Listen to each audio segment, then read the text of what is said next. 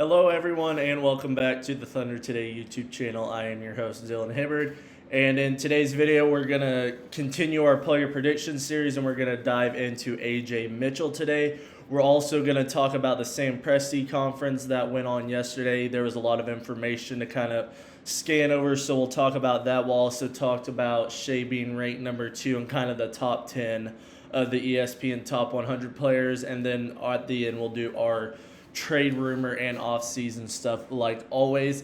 But first off, just continuing our player prediction series, and we're going to go with A.J. Mitchell today. And A.J. Mitchell's in a situation where before he got injured with that tone that kind of put him out for the rest of the season, he was really producing at a high level for the Thunder. He was proving to be a scorer off the bench, a ball handler, and he was looking really, really well before he got injured. So now with this season, it's going to be about staying healthy and making sure he can continue to work and improve as a player. We saw what he was able to do. He's a lefty, so it's a kind of a different look for most people in the league. So he can go and force teams less. So for him, it's going to be staying healthy and really just proving that he belongs out there, because we're going to have so many guards out there that are going to be vying for playing time off the bench, including guys like Joe, Mitchell, Topic. Mitchell and Topic mainly are the ones that will be kind of fighting for the most amount of playing time, because they're both the young point guards and the guys who can probably handle the ball well the most. That doesn't mean we won't see them on the court at the same time in some games, and we'll obviously know that once we get into preseason, who's running with what, and we'll get more information as we go along in preseason and all that. But for A.J. Mitchell, like I just said, I mean, we're just going to be watching him. We're going to be seeing how he goes out there. Can he continue his strong start? Is he going to be a factor for the Thunder this year? Or is he going to kind of take a step back because the Thunder are so deep that they really don't have anybody?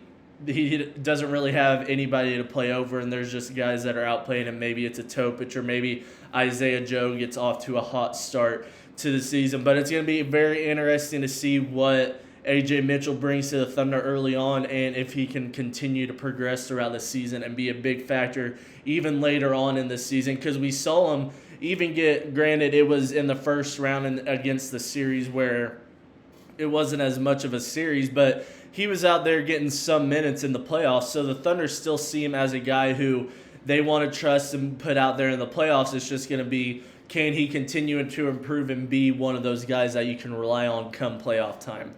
But now we'll kind of transition into Sam Presti's media conference yesterday. It was just kind of an introduction and kind of a recap of the offseason and everything as we get into media day on Monday for the Thunder.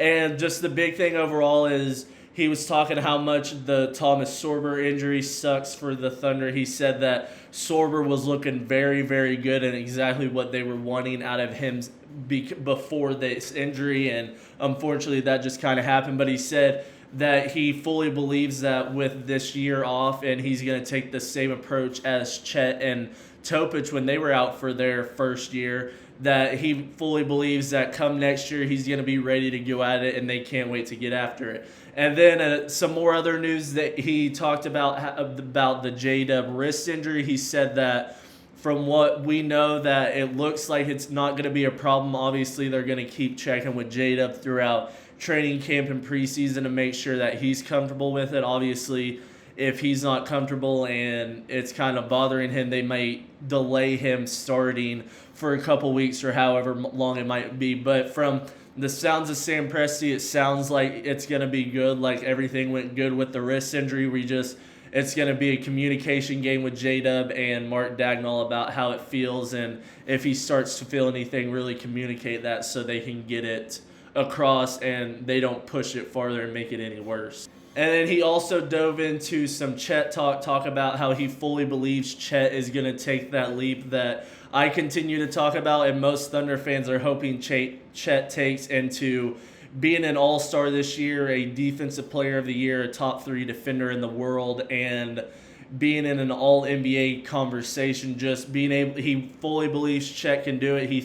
He's seen him with his off-season stuff. I mean, we've seen Chet be in the gym constantly all this off-season stuff, working on making sure he's going to be completely healthy for this upcoming season. And he also talked about how he is beyond ecstatic that they were able to get Shea, J-Dub, and Chet on all of those extensions, and they have them locked up for the next half decade to decade, however long they want to go. He said how that is really what they were looking forward to, and he's also talked about how this is a new season and nothing really matters from last season because the Thunder are now, everybody knows they're the champions, so now it's going to be even harder. You just have to work at competing and getting better because now everybody knows how good you are, and they're going to expect the best out of you, and they're going to give you their hardest and their best every single night. So it's going to be a big test to the Thunder, and really just overall, the big stuff for Presti was just kind of talking about the Sorber injury and the J-Dub wrist stuff, and talking about how he believes that the Thunder are set up to do well again, but it's going to be a lot harder than last year because now everybody expects it from you. So just kind of overall, kind of what you want to see. If you wanted to go watch the full interview, I'm sure you can on the Thunder socials. And then once again, after this weekend on Monday, we're going to have Thunder Media Day, so we'll get some shots and all of that, and we'll kind of learn more about the team overall. But now we'll kind of talk about the ESPN Top 100 list. If you didn't watch yesterday's video, we talked about how Jada was ranked number 11 right outside the top 10 and how that might have been a bit too high. Well, I think they got their top four right. They had Jokic, Shea, Luka, and Giannis as the top four, and then they actually had Wembanyama at 5, and the first American player is 6 at Anthony Edwards. So they're saying the 5 best players in the world in this upcoming season are all non-American, which is not good for America because according to everybody in the league, they're going to do a World versus USA in the All-Star game, and if that's the case, you're just going to run out Luka, Shea, Giannis, Wemby, and Jokic, and that's just the 5 best players in the world on the same team. It just is going to be very hard.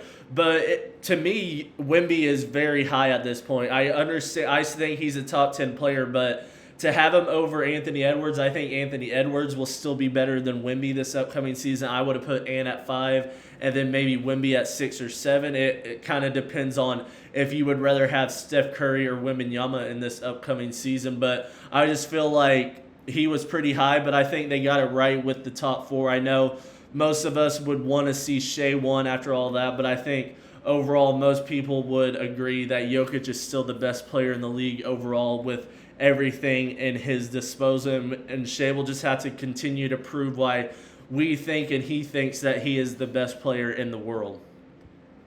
Well, now we'll kind of wrap up the video talking about a possible Kuminga trade with the Warriors. Kuminga really hasn't been able to flourish and really prove himself in Golden State, so I feel like if he wants to continue to win and go to a winning team, I think the Thunder could hop on the opportunity and go get him. I think the Warriors might ask for a guy like I think you would have to include a guy like Topic, Ousmane Dieng, maybe Kenrich Williams, or maybe even Isaiah Joe to get another shooter on that Warriors team for them to put around Steph Curry, Jimmy Butler, Draymond Green, and all that. So I'm interested to see if the Thunder want to go that. Maybe if he's on the trade block early on, the Thunder hop on that opportunity and maybe go after it. But that was just, we're kind of wrapping up the video in our weekend review. A lot of Thunder stuff has happened this week. We've gotten a whole bunch of Thunder stuff. Now we're getting into the mood of media day, and now we got press conferences and everything. So we're fully back into the mode of NBA season starting up over the weekend. So it's going to be all hands on deck from this video, and we're going to continue to give you guys daily content. But that'll be it for me today, guys. I hope you guys enjoyed this video. Make sure you hit the like and subscribe button. I will see you in the next video. Peace.